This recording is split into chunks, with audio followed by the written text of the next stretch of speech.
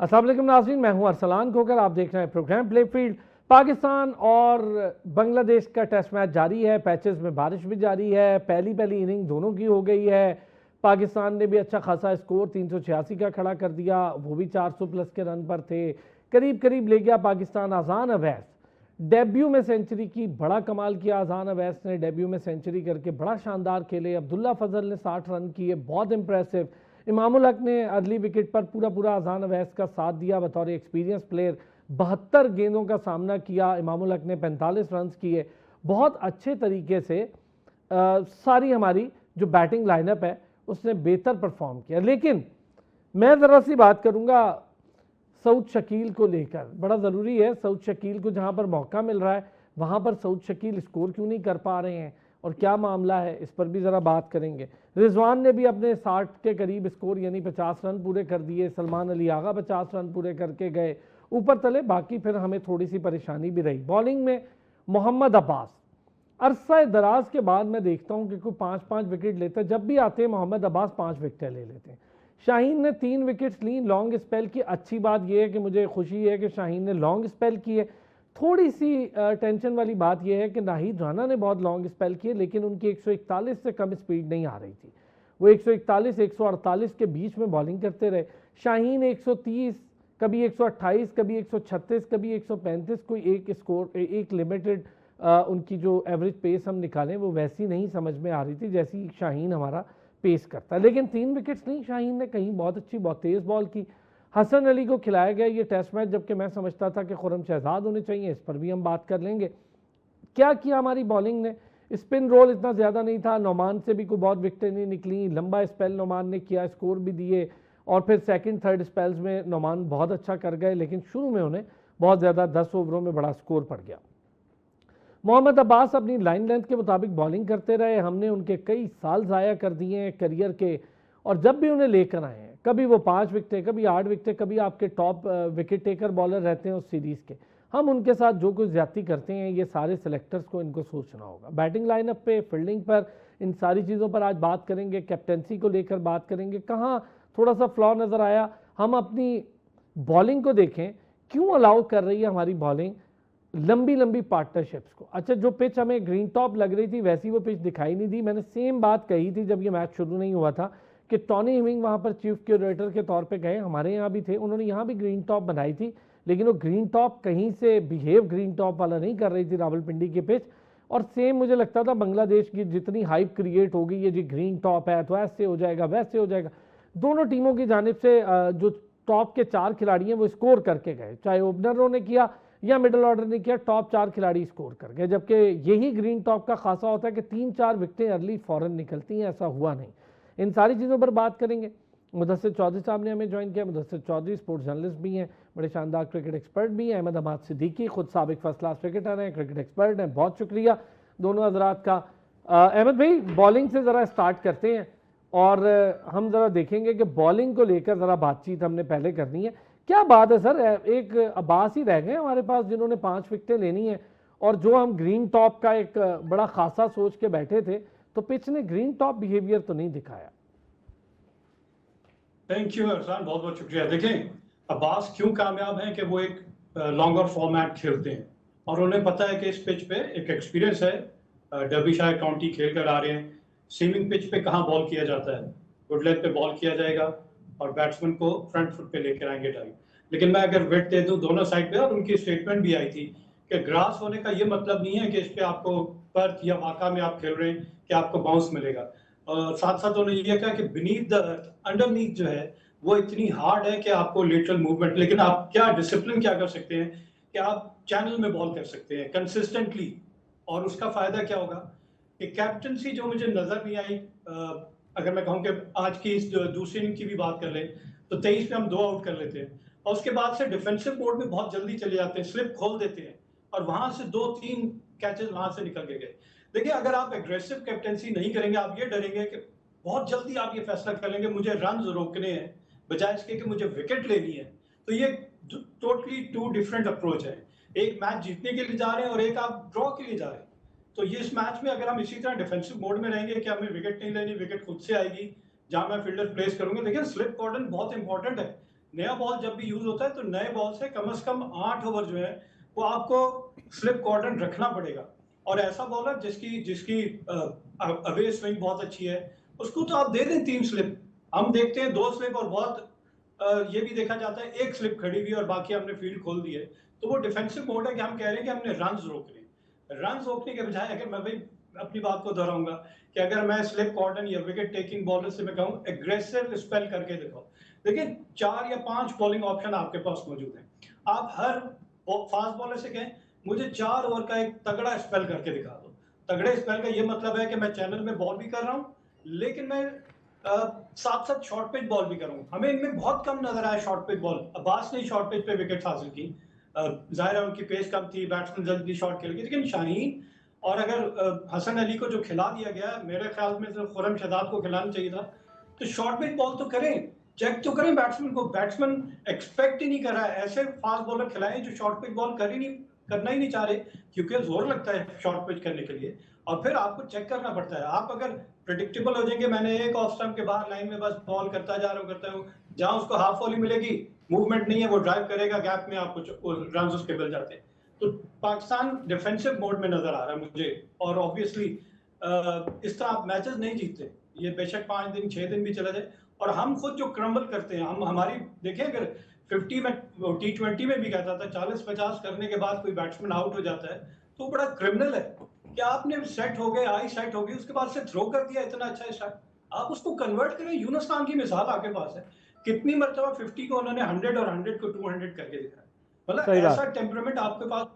अजान अवैस अच्छा टेम्परामेंट नजर आया, उसको नजर आया कि स्टे करना है इस विकेट पे और सेंचुरी करके दिखाई। सर अब्दुल्ला सबसे फजल अच्छी बात ये रही, मैं अहमद भाई इससे आपसे ना आज इस पे डिस्कस करूंगा, जब आप एक क्रिकेटिंग स्ट्रक्चर से आते हैं ना तो आज नहीं तो कल आप किसी ना किसी तरह सेटल हो जाते हैं। उसने अल्लाह का शुक्र है कि वो बहुत एक्सट्रीम टैलेंट है, मैसिव है, पहले ही मैच में वो सेटल हो गया। उसने अपना डेब्यू बड़ी मुश्किल पिच पर किया, नाहिद राणा जैसे बॉलर, अच्छी बात ये नाहिद राणा जैसे शेयर पेस बॉलर के अगेंस्ट किया तो ज़रा हमें पता लगा कि एम ही नहीं कर लिया उसने एक अच्छी बॉलिंग लाइनअप के अगेंस्ट किया। दूसरा 165 गेंदें फेस की, माशा ये बहुत अच्छी बात है। मैं तो चाहता हूं जितनी ज़्यादा गेंदें जूनियर फेस करेंगे उतना ज़्यादा उनका टेम्परामेंट बिल्ड होगा। मुदस्सिर चौधरी साहब, हमने ज़रा पहली इनिंग से स्टार्ट करते हैं अपनी बात को। आपके सामने रहा अजान अवैस माशाल्लाह सेंचुरी कर गया, अब्दुल्ला फजल 60 कर गया, इमाम बहुत अच्छा खेला नो डाउट, 45 किया, 5 रन से उसकी 50 रह गई, लेकिन सऊद शकील, शान मसूद इसी पिच पे हमारे सामने नाकाम हुए। शान साहब बहुत शुक्रिया। पहली बात तो यह है कि दोनों जो हमारे नौजवान खिलाड़ी आए मुबारकबाद। और कुछ कहना ज़्यादा अर्ली हो जाएगा क्योंकि हम ज़्यादा अर्ली कह देते हैं तो उसके बाद भी पता नहीं चलता वो प्लेयर जो अच्छा खेलता है वो कहीं गुम हो जाता है। बहरहाल जो इनिंग की बात की जाए, कमाल की इनिंग थी अजान अवैस की। आप देखें उनका स्ट्राइक रेट भी आप देख लें, उसके बाद उनकी जो स्टांस था, ख़ासकर बॉल को रोकना। मैं अक्सर कहता हूँ कि जिसको बॉल रोकना होता है ना वो शॉट भी खेल लेता है और उसने खेल के दिखाया। नाहिद राणा यकीनन अच्छी पेस के साथ इस पूरे मैच में एक उन्हीं की फास्ट बॉलिंग हमें देख के मज़ा आ रहा है। या उसके बाद अब्बास की, जो हमें अब्बास की तो हम लाइन लेंथ है, जाहिर सी बात है, एक तजर्बाकार वो है जिस अंदाज़ में बैट्समैन को काबू कर लेते हैं। तो अजान अवैस और फजल जो है, लेकिन चांस बाबर आजम अनफिट हुए, चांस मिला, उस चांस को उन्होंने पिक कर लिया। यही मेरे ख्याल में यंगस्टर के लिए एक बहुत बड़ी मोटिवेशन है कि आपको मौका मिला और आपने पिक किया और करके दिखाया है। वो टीम जिसके बारे में हम सोच रहे थे कि बाबर आजम के अलावा हमें कोई बैट्समैन नज़र नहीं आ रहा था, बल्कि हम जब वो जा रहे थे तो हम सोच रहे थे कि ओपनर कौन आएगा, इमामुल्लाह क्या खेल पाएंगे, नहीं खेल पाए। इमाम ने बहुत अच्छी बैटिंग की, बड़ा अच्छा सपोर्ट किया उस यंगस्टर को, एक अच्छा ओपनर मिल गया, टेस्ट के लिए अच्छा मिल गया। बल्कि मैं जिस तरह का उसका स्ट्राइक रेट देख रहा था, अगर वो ऐसे ही परफॉर्म करते हैं, ये 4 इनिंग्स तो होपफुली इंशाल्लाह उनको मिल ही जाएंगी दोनों मैचेस में, तो ये वनडे के लिए भी एक अच्छा इजाफा साबित हो सकते हैं। क्योंकि स्ट्राइक रेट उनका बिल्कुल वनडे जैसा था कि आप इतनी इनिंग जो है अपनी बिल्ड करते हैं और आप लेके चलते हैं। बाकी बांग्लादेश के साथ जो मैच की भी पोजीशन चल रही है, जैसे कि आप बात कर रहे हो, बैट्समैनों ने जो करना था वो करके दिखा दिया। और जो जिन दो का आपने नाम लिया ना, हम बहुत पहले इनके हवाले से बात कर चुके हैं। देखें, इन दोनों को समझ नहीं आ रही हमने करना क्या है। ये दोनों T20 भी खेलना चाहते हैं, ये उधर भी शान और सऊद दोनों ओपनर आना चाहते हैं वहाँ पे। और अपने देख लें मैचेस जैसे खेले हैं, क्या कारकर्दगी रही सिवाय शान मसूद की एक इनिंग जो उन्होंने खेली है। वो पूरे मैचेस में 10-10 मैचेस खेल के कोई एक मैच भी बाहर नहीं बैठे, और मुझे बता दें उनका क्या कितना स्ट्राइक रेट, कोई काबिल ज़िक्र इनिंग कोई है तो मुझे बता दें। अब ये ना T20 छोड़ना चाहते हैं, वनडे भी खेलना नहीं चाहते, वनडे भी खेलना चाहते हैं, टेस्ट भी खेलना चाहते हैं। तो अब आप देखें ऐसे कैसे हो सकता है। बांग्लादेश के प्लेयर जो मोमिन लाके उनके बारे में कहा जाता है कि वो है ही टेस्ट प्लेयर, वो खेलते ही टेस्ट हैं, और उनका फोकस नज़र आ रहा था। उन्होंने पहले में सेंचुरी है आपको लगा के दिखाई, और पता चल रहा था यार एक टेस्ट प्लेयर है, पूरे बॉलर्स को उसने परेशान करके रखा हुआ है। बॉलर्स मजबूर हो गए थे कि बस चुप करके आएँ और बॉलिंग करते जाएँ। अब ये जो शान मसूद साहब हैं, जाहिर सी बात है कप्तान भी हैं, और कप्तान तो मेरे ख्याल में उसकी मोटिवेशन इनिंग ऐसी होनी चाहिए कि दूसरे उससे मुतासर हों। और अब इस तरह का कप्तान जो खुद कारकर्दगी ना दिखा रहा हो, मुझे ये समझ नहीं आती कि वो कैसे दूसरों को कहता होगा कि शाबाश, वेल डन, ऐसे खेल लो, बैक फुट पे चले जाओ, फ्रंट फुट पे चले जाओ, तुम ऐसे कर रहे हो, तुमसे गलत हो रहा है, तुमसे बॉल जज नहीं हो रहा। मुझे समझ नहीं कैसे कहता होगा। मेरा तो ख्याल है ये आते होंगे, आउट होकर सुबह जाके जब बैठते होंगे, अब बैठ जाते होंगे, क्योंकि वो तो आपने सर अब डगआउट तो आपने देख ही लिया है वहाँ पे। क्या मतलब, मुझे तो किसी में जो अभी बात की ना अहमद भाई ने, मैं चाहूँगा ज़रा इस पर मज़ीद भी बात करें।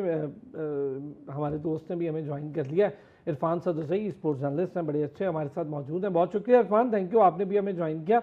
ज़रा उनका भी इस पर व्यू लेते हैं, फिर मैं ज़रा बात करूँगा। हम जब 50 करते हैं, मतलब मैंने देखा अजान को कोई रैश शॉट नहीं मारा, कोई गैर ज़रूरी शॉट नहीं मारा, उसने पूरा स्टे किया, उसने अपना टाइम लिया, उसने 50 को 100 में कन्वर्ट किया। ये पहली दफ़ा नहीं है। हमारे पास इबादुल्लाह से ये मामला, खालिद इबादुल्लाह से ये मामला शुरू हुआ, और अब आज़ान अवैस तक ये मामला चला आ रहा है।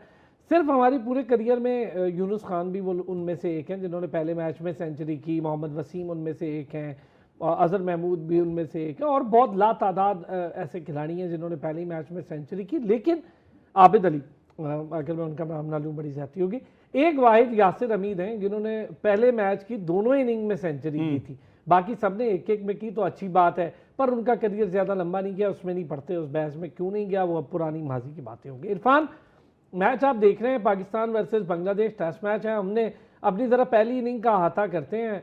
हमारी bowling lineup green top wicket थी, अब्बास 5 विकेटें ले रहे हैं, साउथ अफ्रीका खिलाते हैं वहाँ भी ले लेते हैं, लंबे लंबे गैप के बाद 2-2 3-3 साल बाद उनको डालते हैं हम टीम में, करियर भी उनका बर्बाद कर रहे हैं। लेकिन वो बंदा आता है, मेहनत करके आता है, तो वो मेहनत नजर आती है, फिर 5 विकेटें लेता है। अच्छी बात है शाहीन ने 3 ली, लेकिन बहुत लॉन्ग स्पेल, बड़े लंबे रन देने के बाद। बहुत शुक्रिया अरसलान। देखिए, टेस्ट क्रिकेट में अगर कोई बॉलर, फास्ट बॉलर या स्पिन बॉलर जो है वो 5 विकेट लेता है, तो उसको जो रन्स देने हैं वो 100 रन से नीचे नीचे उसको अपना रखना है।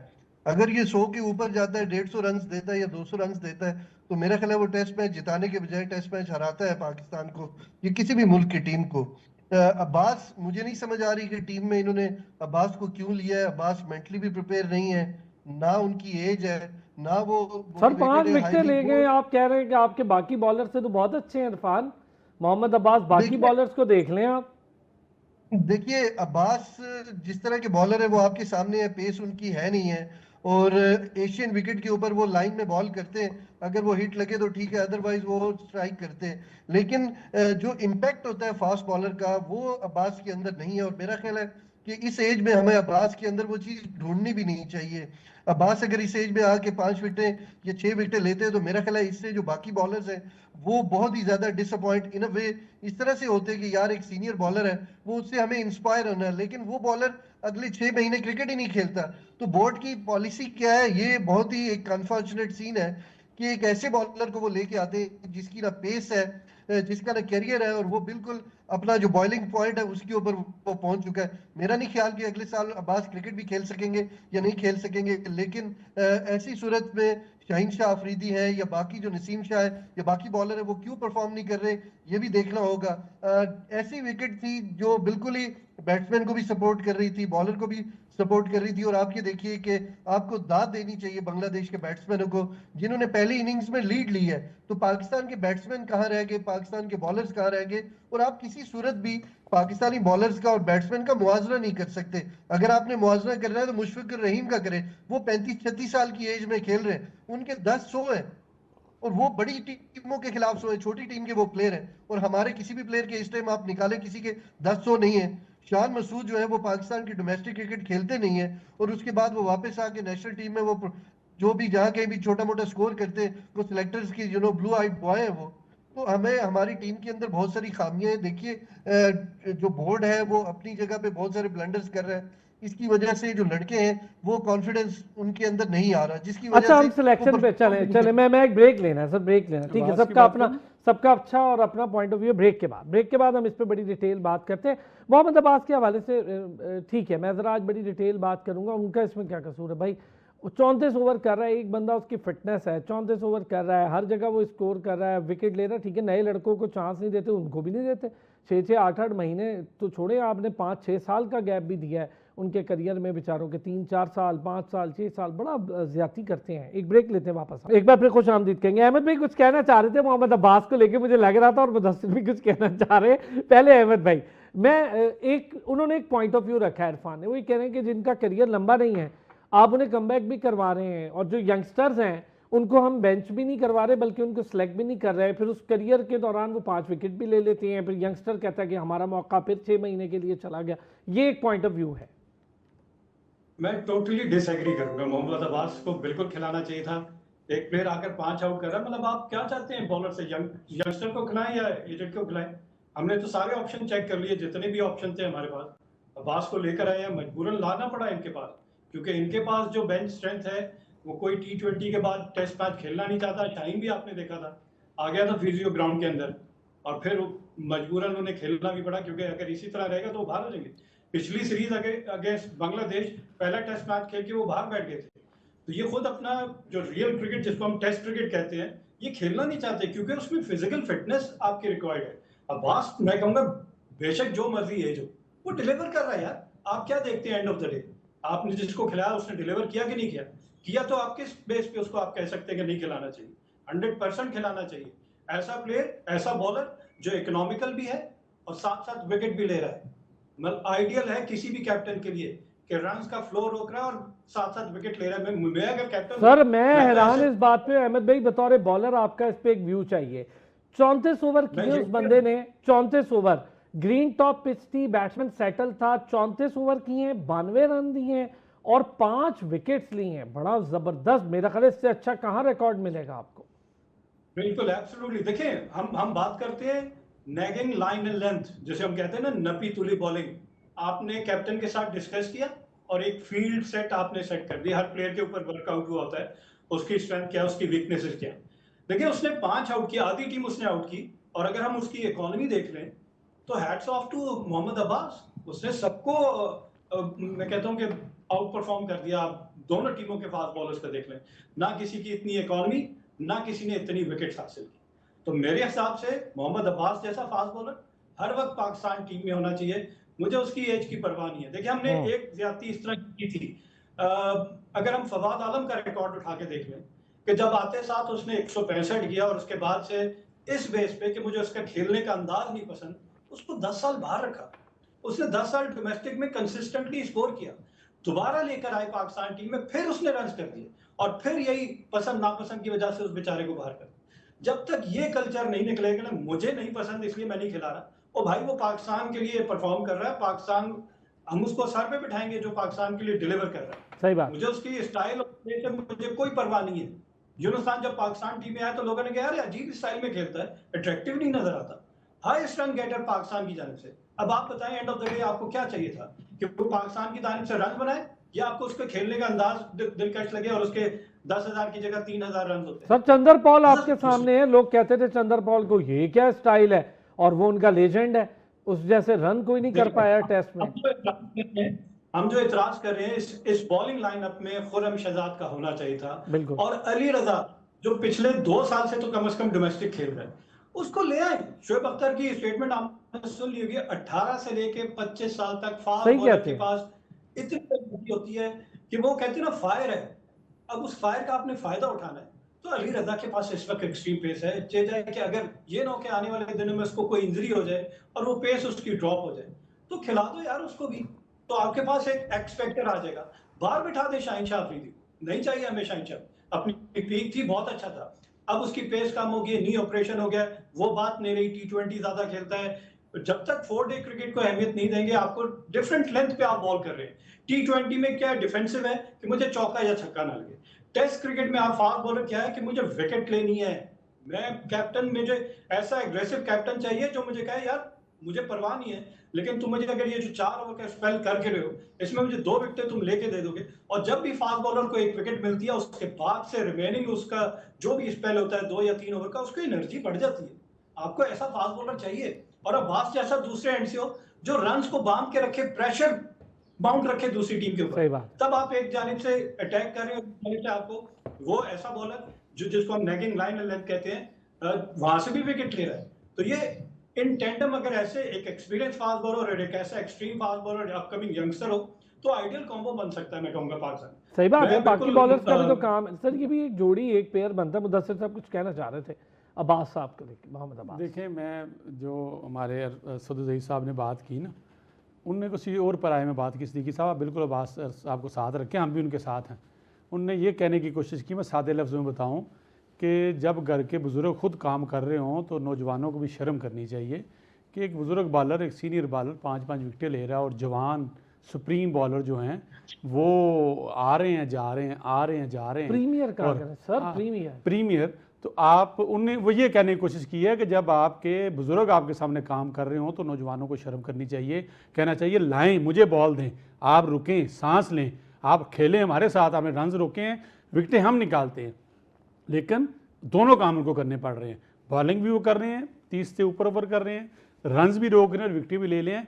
ये उन्होंने ज़रा आप जिन प्रीमियर्स हैं और दूसरे जो स्टार ऑलराउंडर हैं उनको गैरत दिलाने के लिए बात की थी। दूसरी एक बात देखें, आप जब बांग्लादेश का मैच बैटिंग का पहला दिन था ना, उस दिन की ज़रा बॉलिंग आप गौर करें। यकीन माने सिद्दीकी साहब, अब उसमें अब्बास साहब भी शामिल थे, उसमें अफरीदी साहब भी शामिल थे, उसमें हसन अली भी शामिल थे और अंकल नुमान भी शामिल थे।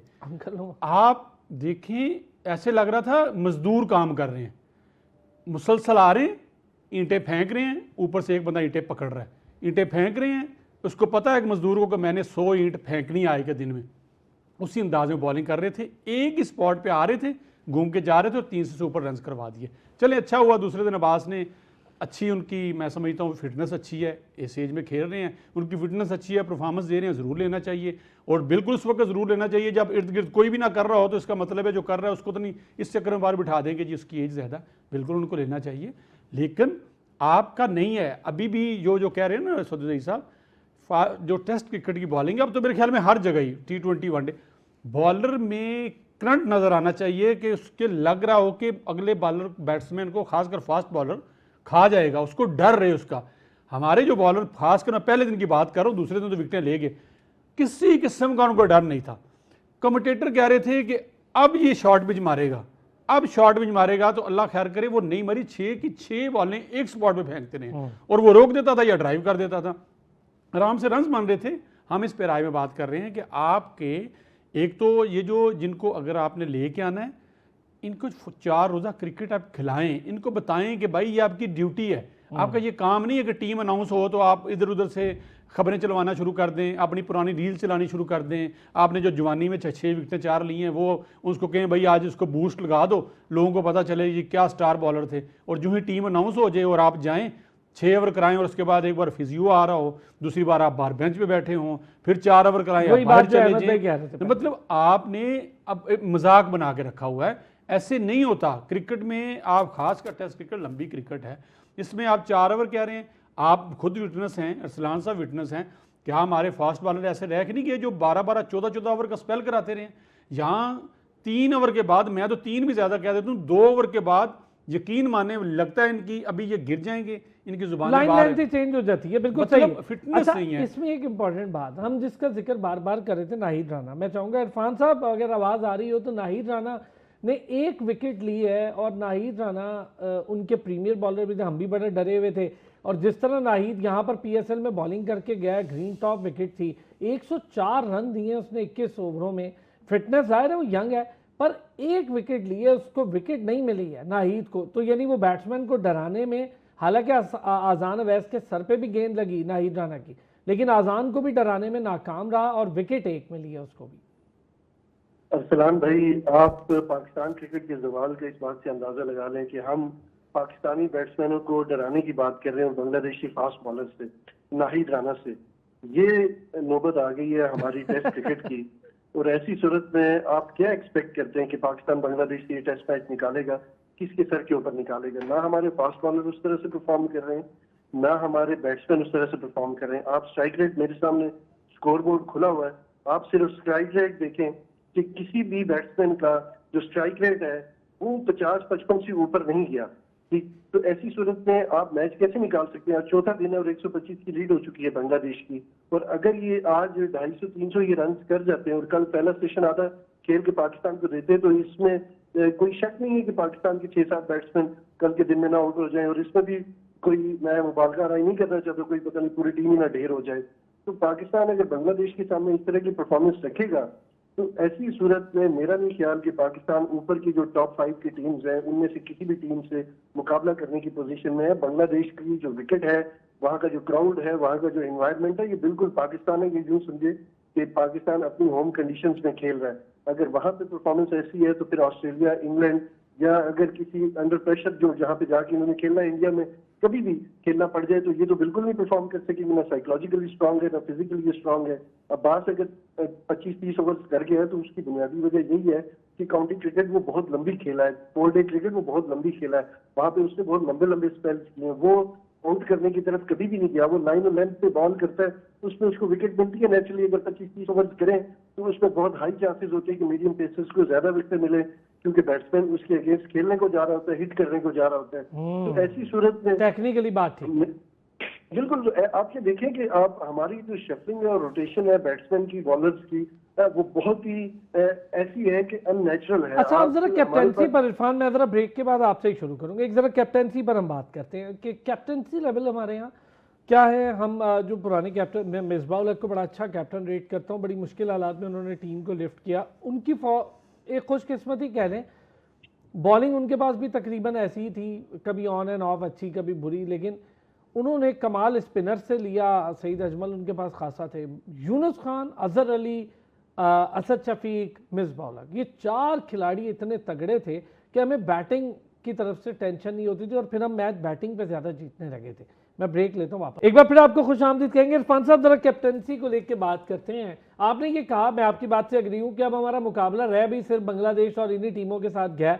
हम अच्छी टीमों के अगेंस्ट खेलते हैं तो काफ़ी ज़्यादा प्रॉब्लमेटिक होते हैं, काफ़ी चीज़ों को हम सह रहे हैं, देख रहे हैं। बिल्कुल ठीक है, हमारा स्टैंडर्ड ऑफ क्रिकेट बहुत ज़्यादा नीचे आया है। अल्लाह अल्लाह करके ये 2-3 खिलाड़ी मुझे डोमेस्टिक की फाइंड अच्छे लगे, वरना तो मुझे अपनी डोमेस्टिक पर भी शक हो गया था कि डोमेस्टिक के स्टैंडर्ड क्या है, हमारे कोई क्वालिटी चीज़ नहीं आ रही। लैंड ऑफ पेसर्स है, पेसर्स नहीं आ रहे। शोएब अख्तर का जिक्र किया भी अहमद भाई ने। वही शोएब अख्तर जो बात कहते थे कि आप यहाँ पर जो आइडियल बनाएंगे वैसे आपको आइडियल मिलना शुरू। उन्होंने कहा जी हमारे टाइम पे सारे बड़े बड़े टॉप प्लेयर्स आइडियल होते थे, वकार वसीम वगैरह वगैरह, ये सब आइडियल होते थे। तो हम देखते थे यार पेस बॉल करनी है, इसका बड़ा स्टारडम होता है। हमारे यहाँ बैट्समैन भी अच्छे रहे हैं, जावेद मियादाद, मोहम्मद यूसुफ, इंजमाम उल हक, यूनुस, बाबर आजम आइडियल आए तो लोगों ने बैटिंग की तरफ तवज्जो दी। लेकिन ये जो हमारे आइडियल बॉलर हैं, शाहीन है, बाकी हैं, कैप्टन को इनसे काम कैसे लेना चाहिए? अभी स्लिप, सही कह रहे हैं अहमद भाई, स्लिप तो फौरन ही हट गई थी, जबकि आपको प्रेशर डालना चाहिए। ये टेस्ट मैच है, इसमें रन लीक हो रहे हैं तो कौन से को बहुत ज्यादा हो जाएंगे। देखिए अरसलान, कैप्टनसी की जहाँ तक मेरा जो एक नजर है प्लेयर के ऊपर, वो अब्दुल्ला शफीक है, जो टेक्निकली साउंड भी है, जिसका टेम्परामेंट भी है, थोड़ा पढ़ा लिखा भी है, जिसका दिमाग भी काम करता है। अगर अब्दुल्ला शफीक को क्रिकेट खिलाई जाए, उसकी फिटनेस का ख्याल रखा जाए और उसको थोड़ा इंसेंटिवाइज करें, इंसेंटिव उसको ऐसे दें जैसे ऑस्ट्रेलिया ने पैट कमिंस को $4 मिलियन की उनको ऑफर की है पर एनम की, और उन्होंने कहा है कि आप लीग क्रिकेट को इग्नोर करें और आप टेस्ट क्रिकेट के ऊपर फोकस करें। तो हमें कुछ जो सिलेक्टिव प्लेयर्स हैं उनको इसी तरह से हमें कुछ लुक्रेटिव इंसेंटिव्स उनको देने होंगे ताकि वो टेस्ट क्रिकेट को इंपॉर्टेंस दें, लीग क्रिकेट की तरफ ना जाएं। जब लीग क्रिकेट आप खेलते हैं तो आपको मालूम है कि क्राउड का इतना ज्यादा प्रेशर, फिर बाकी मीडिया का इतना ज्यादा प्रेशर होता है, सोशल मीडिया का इतना प्रेशर है, तो हमारे लड़के इतने ट्रेन नहीं है कि उस प्रेशर को हैंडल कर सके। तो ऐसी सूरत में बोर्ड का बहुत ज्यादा काम बनता है कि जिस प्लेयर को आपने टीम का कैप्टन बनाना है उसको बहुत ज्यादा ट्रेन करें, उसके ऊपर अपनी एनर्जी लगाएं, पैसा लगाएं, उसके ऊपर अपना टाइम लगाएं।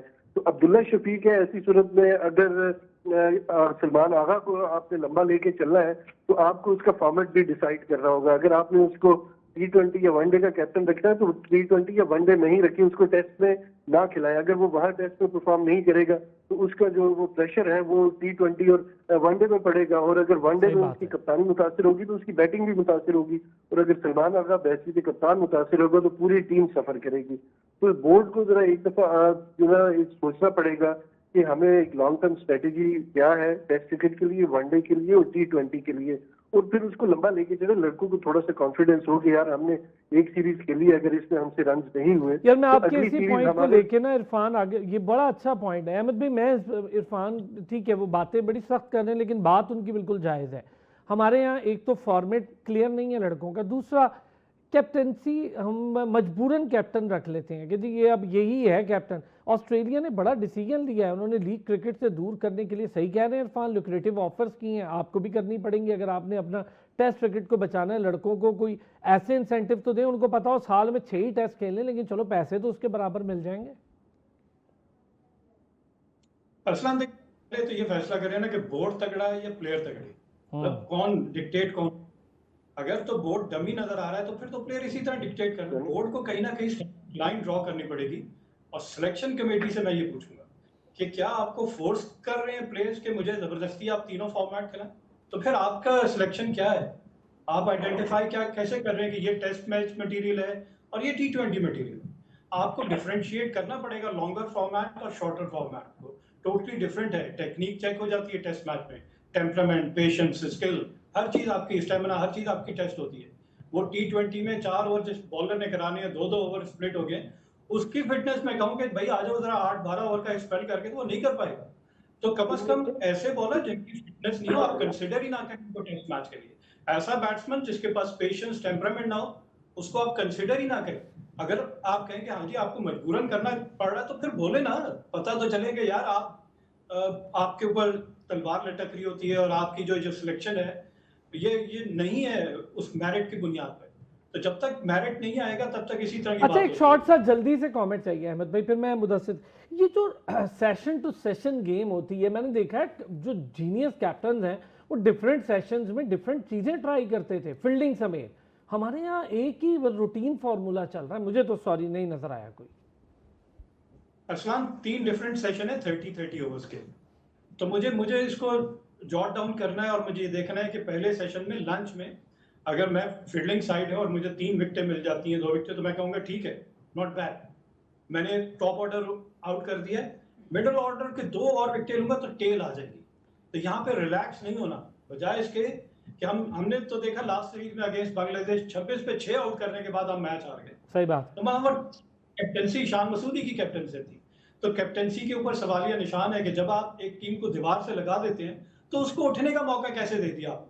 आज इसी टेस्ट मैच की बात कर लें, आपने 27-26 पे 2 आउट कर लिए, फिर उसके बाद से इतनी बड़ी पार्टनरशिप, इस पार्टनरशिप को तोड़ने के लिए कहीं ना कहीं आपको एफर्ट नजर आए, कोई प्लानिंग नजर। मैंने बात की थी ना, फास्ट बॉलर शॉर्ट पिच नहीं कर रहा, आप ले ना डीप स्क्वायर लेग और डीप फाइन लेग और शॉर्ट लेग भी ले साथ, और उसको चैलेंज करेंगे, ठीक है मार के दिखाओ यहाँ से चौका।